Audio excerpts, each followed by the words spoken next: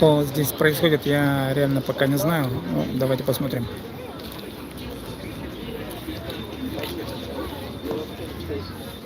Ну что, Саша, это была эволюция костюма Кузьмяка. Такой некрасивый, обаятельный. 13-й год уже был ничего.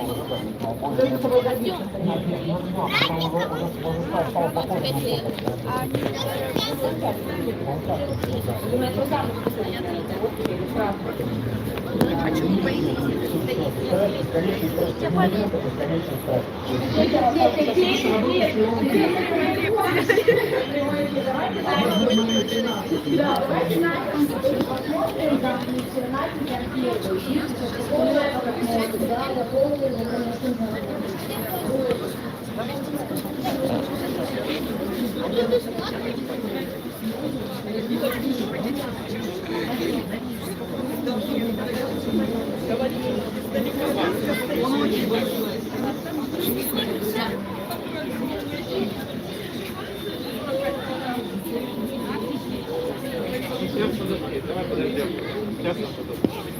Давай встань вот туда. Давай. Я сейчас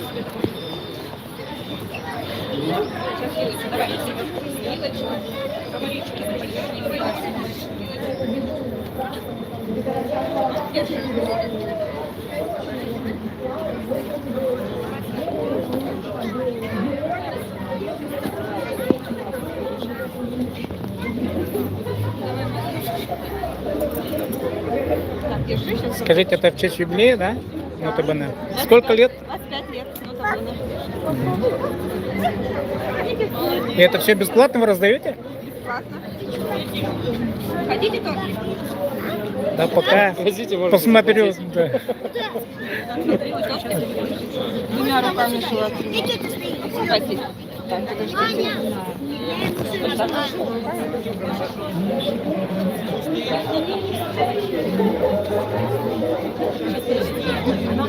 Я же салфеточку, сейчас вилочку, такой заляпала. Видишь?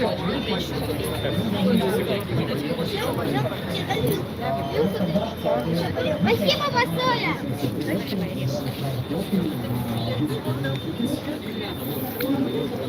Нота Бене празднует свой юбилей.